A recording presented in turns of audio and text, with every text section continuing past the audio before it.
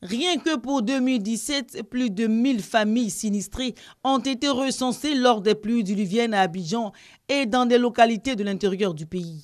Ces sinistres et bien d'autres situations dramatiques accroissent le nombre de personnes dans le besoin. C'est le cas notamment des habitants de Kpakossou et Pont-Brimé, dans les sous-préfectures de Divo et de San Pedro. Ces villageois ont été délogés par des inondations d'une rare violence. Ici, là, c'est chez la couturière. Ici, c'est un maquis. Là, c'est un bas. Voilà, chez moi, chez ma grande soeur, chez mon grand-père.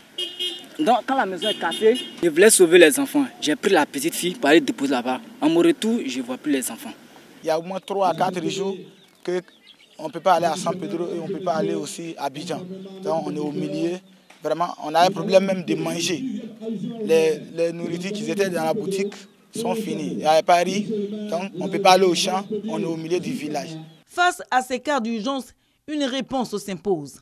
Le gouvernement opte pour la redynamisation du Fonds national de la solidarité. Le Fonds national de la solidarité, c'est un fonds qui en principe existe depuis 1999, mais qui n'était pas opérationnel. En tout cas pas en matière de solidarité. Et donc quand le président de la République a créé le ministère à l'époque de la solidarité, de la cohésion sociale et de l'indemnisation des victimes, nous avons fait la demande d'opérationnalisation, de réactivation, de redynamisation de cette structure. Et donc, depuis 2016, le Fonds national de solidarité existe effectivement. Le Fonds national de la solidarité ne répond pas seulement aux interventions d'urgence. Il sera mis aussi au profit des catégories sociales à faible revenu, des agglomérations dépourvues du minimum d'infrastructures de base. Il y a d'abord les personnes indigentes. Ce sont des personnes qui, selon des critères de classement au niveau international, ont moins de 500 francs par jour. Les personnes qui sont victimes de terrorisme, comme on en a vécu à Grand Bassam. Les personnes qui sont victimes d'accidents collectifs, on peut prendre l'engagement de construire une petite école par-ci, une maternelle par-là, un petit centre de santé ici, pour des individus, mais également au niveau communautaire pour des groupes. Le fonds sera renfloué par des dons de bonne volonté des institutions nationales et internationales et aussi par les contributions du budget de l'État. Pour 2017, ce sont 1,5 milliard de francs CFA que le gouvernement met à disposition.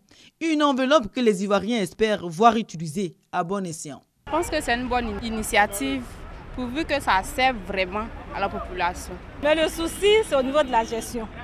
Est-ce que les fonds seront bien gérés? Est-ce que ceux qui seront à la tête de cette gestion-là, est-ce qu'ils ne vont pas se servir ou bien les nécessiter? Pour la ministre de la Solidarité, les dispositions sont prises pour garantir la transparence de la gestion du fonds. Nous contrôlons, il y a des banques ou des structures de microfinance avec qui nous allons travailler, où nous travaillons, qui suivent le déroulement, qui suivent le processus. Donc il y a un contrôle qui est tel qu'on ne peut pas s'asseoir à la maison et puis bénéficier de ce fonds-là. C'est le fonds de la solidarité, c'est pour aider les indigents. Quand on n'est pas indigent, on ne peut pas bénéficier de cela. Et une fois qu'on répond aux critères, on fait un tri des activités. Est-ce que c'est des activités ponctuelles ou des activités durables? Il y a une question de gouvernance qui est que l'argent de l'État doit aller aux personnes qui en ont effectivement besoin. La place de la fraude sera quasi inexistante, assure la ministre. Les populations également ont leur rôle à jouer dans la réussite de cette action. Tout un chacun doit pouvoir bénéficier de quelque chose, surtout du soutien de l'État. Toutefois, il faudrait que cela soit fait dans l'équité, des normes bien établies, qui est dans la précarité, afin que cette initiative puisse avoir l'adhésion de toute la population. Renforcer la cohésion sociale, c'est le but premier du fonds destiné à financer les différentes interventions. Il a été créé en 1999 et cette année 2017, le fonds sera mis en selle à la faveur de la célébration officielle de la Journée nationale de la solidarité.